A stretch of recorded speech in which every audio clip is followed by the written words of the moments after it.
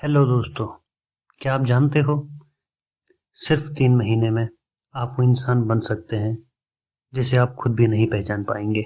ओशो कहते हैं कि अगर आप खुद को मिटाने का साहस जुटा सकें तो जो बचेगा वो सत्य होगा। तो जानते हैं कैसे इन 90 दिनों में आपकी पूरी दुनिया की दिशा बदल सकती है।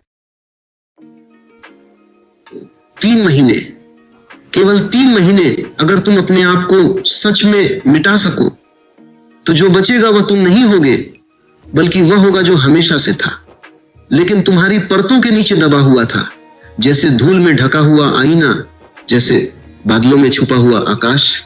और ये मिटना कोई हार नहीं है, यह सबसे बड़ी जीत है, क्योंकि जो मिटता है वो झूठ होता है और जो बचता है वही सत्य होता है।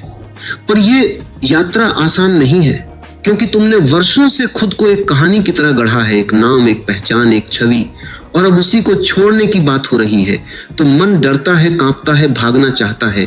लेकिन जो रुक गया, जो देखता रहा, वही पार चला गया।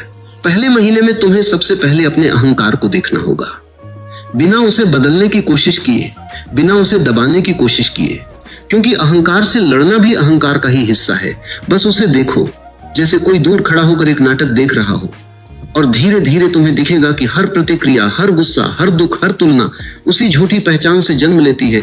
और जैसे ही यह स्पष्ट होता है, एक दूरी बननी शुरू हो जाती है, और यह दूरी ही मुक्ति का पहला द्वार है। फिर तुम पाओगे कि तुम अकेले हो, लेकिन यह अकेलापन दुख नहीं है, यह एकांत है। और एकांत में एक अद्भुत सुंदरता है, क्योंकि जब कोई नहीं होता तब तुम पहली बार खुद से मिलते हो, बिना किसी मुखौटे के, बिना किसी अभिनय के। और यह मुलाकात पहले थोड़ी असहज लगती है, क्योंकि तुमने खुद को कभी इतने करीब से नहीं देखा, लेकिन धीरे धीरे यह असहजता शांति में बदलने लगती है। और यही वह क्षण है जब भीतर का मौन जन्म लेने लगता है। मौन, यह कोई आवाज की अनुपस्थिति नहीं है, यह भीतर की गहराई है, जहां विचारों की भीड़ धीरे धीरे कम होने लगती है और तुम सिर्फ सुनते हो, बिना शब्दों के, बिना भाषा के। और इस सुनने में एक अद्भुत स्पष्टता होती है, जैसे सब कुछ अपने आप समझ में आने लगे, बिना किसी प्रयास के। और यही वह स्थान है जहां से सच्ची बुद्धि जन्म लेती है। दूसरे महीने में तुम्हें अपने विचारों से दूरी बनानी होगी, क्योंकि तुम विचार नहीं हो, तुम वह हो जो विचारों को देखता है।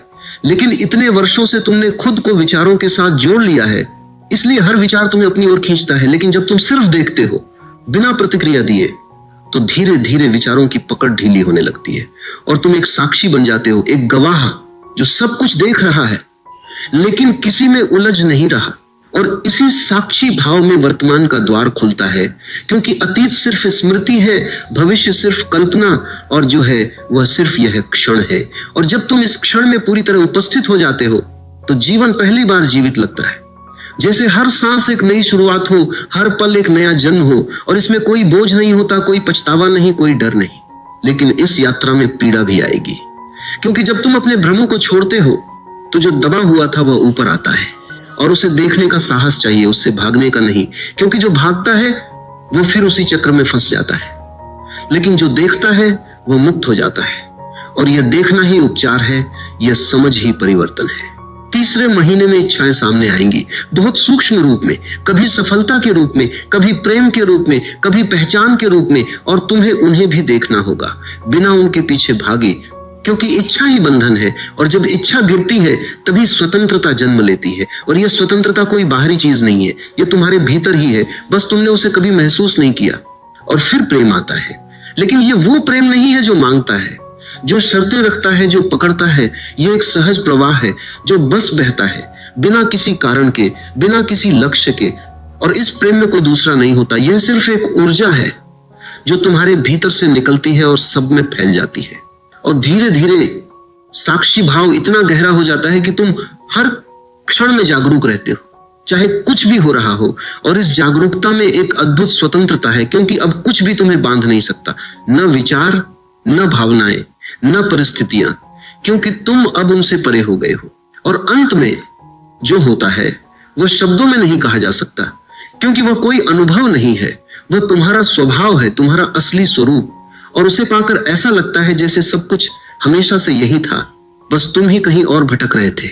और अब जब तुम लौट आए हो तो सब कुछ पूर्ण है, शांत है, और इस शांति में कोई खोज नहीं बचती, कोई प्रश्न नहीं बचता, सिर्फ एक गहरी असीम उपस्थिति बचती है। और यही है खुद को मिटाने का अर्थ। मिटकर ही पाया जाता है, खोकर ही मिला जाता है।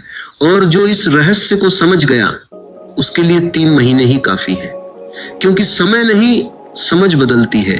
और जैसे ही समझ बदलती है, जीवन स्वयं एक नई दिशा ले लेता है, एक ऐसी दिशा जहां कोई लक्ष्य नहीं, सिर्फ होना है, सिर्फ जीना है, और इसी में संपूर्णता है। जब पहला आवरण गिर चुका होता है और तुमने अपने भीतर के शोर को थोड़ा बहुत पहचान लिया होता है, तब दूसरी यात्रा शुरू होती है। और ये यात्रा और भी सूक्ष्म है, क्योंकि अब तुम बाहरी नहीं, भीतर के उन कोनों में उतरने वाले हो जहां तुमने खुद को सबसे ज्यादा छुपा रखा था।